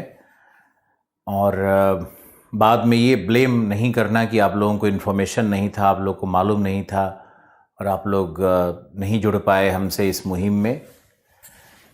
ये एक संयुक्त निर्णय होता है। तो आप लोग पूरे साउदर्न हेमिस्फेयर का और वेस्ट एशिया का इतना भूगोल अच्छे से तैयार करो। और वेस्ट एशिया में आपने देखा होगा कि भू राजनैतिक विषयों को मैंने धीरे धीरे पिक करना शुरू कर दिया है। और वो स्थान जहाँ पे भू राजनीति बिल्कुल गर्म है, जहाँ खूनी हिंसा का चित्र है, जहाँ विवाद है, जहाँ सामरिक स्ट्रैटेजिक सिग्निफिकेंस है प्लेसेस का, वो सब आपको दिखाया जा रहा है, समझाया जा रहा है। और आपको बिल्कुल IAS PCS के लिए इंटरव्यू तक की तैयारी, कहीं ना कहीं ये बात, कहीं ना कहीं ये चीज़ आपको इंटरव्यू तक प्रभावित करेगी। आपके ज्ञान कोश को बढ़ाना मेरा उद्देश्य है और आपका ज्ञान कोश निश्चित रूप से बढ़ रहा होगा। दिवाली के पूर्व की ये अंतिम क्लास है और इस क्लास के बाद जो हमारा प्लानर है उसमें आपको हम आपके ऐप पे हमारा नोटिस लग जाएगा, वहाँ से आपको पता चल जाएगा। वैसे आपको हम बता दें कि अब हमारी दिवाली के पहले की ये आखिरी क्लास थी और अब आपको दिवाली की छुट्टियां मनानी है। लेकिन दिवाली की छुट्टियों को मनाने के क्रम में ध्यान रखना है कि पीछे जो पढ़ा गया वो सब भूलना नहीं है, वो सब आपको याद रखना है। आज रजनीश जी भी आखिरी क्लास लेंगे, आज आखिरी क्लास होगा। तो 2 घोषणाएं, आज दिवाली के पूर्व आज हमारी आखिरी क्लास है ना। 11 से छुट्टियां हो रही है, तो 11 से 16 तक छुट्टियां रहेंगी, 5 दिन छुट्टियां रहेंगी। आप लोग दोबारा सुन लो।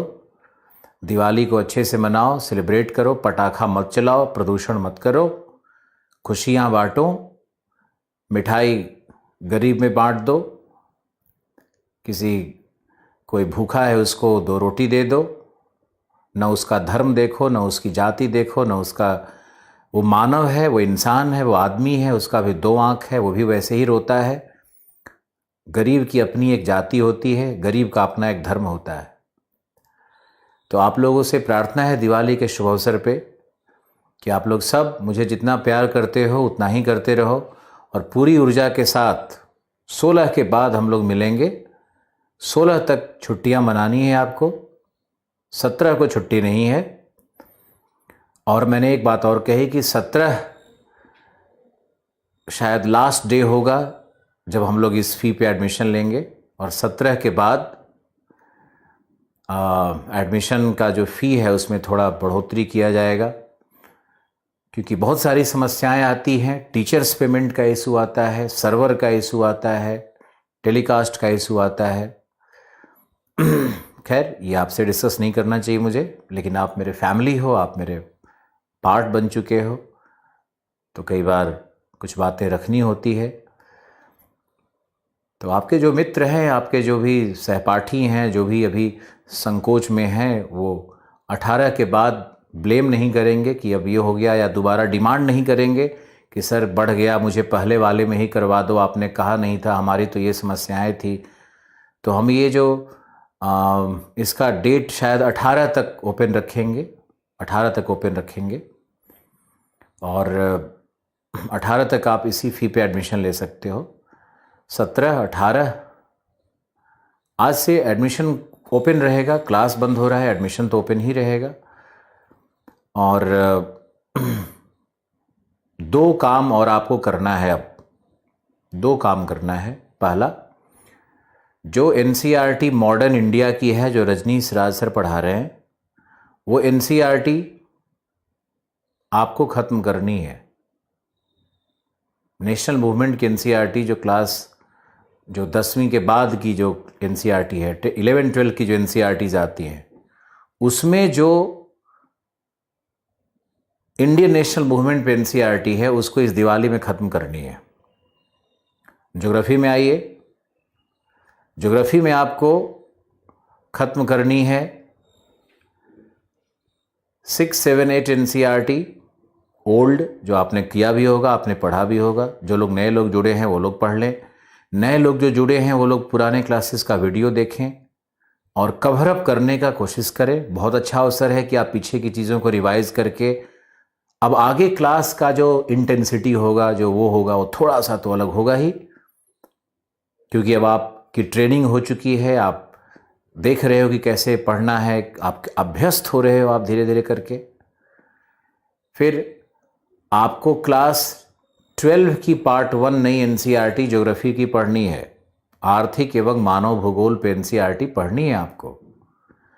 तो आपको याद रखना है कि आर्थिक और मानव भूगोल क्लास 12 पार्ट 1 नई NCERT ये दिवाली के अवसर पे पढ़नी है। और मॉडर्न इंडिया की NCERT जो इंडियन नेशनल मूवमेंट पर NCERT है, उसको भी पढ़नी है। ये 2 NCERT आपको पढ़नी है। 17 को हमसे आपकी पुनः मुलाकात होगी। हमारे तरफ से शुभ दीपावली। आज आप लोगों का संदेश मुझे मिला नहीं, लेकिन आपके मन से जो भाव उठ रहे हैं, आप मुझे मिस करोगे। 5 दिन हम भी मिस करेंगे इस क्लास को। इस क्लास से अनायास अलग ढंग का प्रेम, अलग ढंग का एक स्नेह, एक रिश्ता बन रहा है।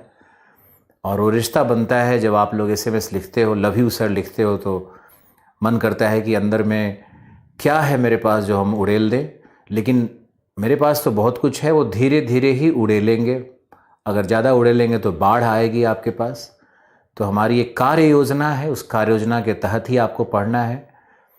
और आप इसी तरह से पढ़ते रहो और साथ निभाते रहो हम लोगों का। बहुत अच्छा रिस्पॉन्स आया है, बहुत अच्छा जवाब लिखते हो, बहुत क्विक जवाब लिखते हो। ऐसा लगता है ऐसे होड़ लग गई। हम एक छोटा सा प्रश्न पूछते हैं लोकेशन का, तो एक साथ 100-200 SMS आने लगता है, भीड़ लग जाती है। तो ये देख करके बहुत अच्छा लगता है मुझे। ये कोर्स तो उन लोगों के लिए भी डिज़ाइंड है जो कि बहुत सारे कोचिंग कर चुके हैं, लाखों रुपया फेंक चुके हैं। ये उनके लिए भी डिज़ाइंड है, उनके लिए भी अवसर है कि हम बेसिक लेवल से कैसे उठाएं। और जब तक मन में अहंकार का त्याग नहीं करोगे, तब तक आप IAS कैसे बनोगे या बड़ा कैसे बनोगे। तो मन से अहंकार का त्याग करना बहुत आवश्यक है। इस दिवाली में जिस अंधकार को दूर करना है आपको, वो आपके है आपके मन का वो झूठा अहंकार, जो आपको झूठा आश्वासन देता है, झूठी तसल्ली देता है आपके मन को। और वो झूठी तसल्ली क्या है कि आपको तो आता है। सच क्या है, आपको नहीं आता है। तो आप सबसे पहले अपने अहंकार का त्याग करो, झूठ बोलना बंद करो, अपने दोस्तों पे धौंस जमाना बंद करो, मृदुल बनो, विनम्र बनो, सरल बनो, बहुत बड़े इंसान बनोगे, बहुत सफल इंसान बनोगे। जिस फील्ड में जाओगे वहीं बड़ा नाम करोगे, अगर ये गुण आपके अंदर में आते हैं तो। और हम बस इतना कहना चाहेंगे कि जितने पुराने छात्र इसको ज्वाइन कर रहे हैं या ज्वाइन किए हैं या अलग अलग संस्थाओं से भी पढ़ कर के आए हुए हैं, उन लोगों को बहुत धैर्य से धीरे धीरे छोटी छोटी चीज़ें सीखनी होती है। हो सकता है कि आपको 60-70% बातें पहले से पता हो, लेकिन जो एक चीज़ आपको एक्स्ट्रा मिल रहा है, जो 2 चीज़ें अलग से मिल रही हैं, जो रिवीजन हो रहा है, उसका भी कोई मोल नहीं होगा। और क्या पता वही चीज़ें, वो एक ही 2 प्रश्न का तो सारा खेल है। यूपीएससी कॉम्पिटिशन्स वही 2-4 प्रश्न का तो खेल है। और जिन छात्रों का हैंडराइटिंग बेहतर है और हिंदी भाषा अच्छी लिख लेते हैं, अंग्रेजी के शब्दावलियों को समझते हैं और उनको याद भी रख लेते हैं, वो लोग तो इस रेस में बहुत आगे चल रहे हैं। और जिन लोगों के पास ये तीनों गुण नहीं हैं, वो तीनों गुणों को लाने के लिए अगले 2 महीने जिहाद कर दो, एक धर्म युद्ध कर दो, एक क्रांति कर दो, जिद में आ जाओ, शपथ लो कि मुझे हैंडराइटिंग इम्प्रूव करना है तो करना है, मदद हम करेंगे। और 17-18 के बाद जो क्लासेस हम लेंगे आपकी, उसमें आपके हैंडराइटिंग को इम्प्रूव कैसे करना है और कैसे आपको अच्छी हिंदी भाषा लिखनी है और उत्तर लेखन कैसे होना चाहिए, निबंध लेखन कैसे होना चाहिए, कैसी भाषा का प्रयोग होगा, इन सभी चीज़ों पे हम लोग बहुत ज़बरदस्त काम करने वाले हैं और हम लोग करेंगे।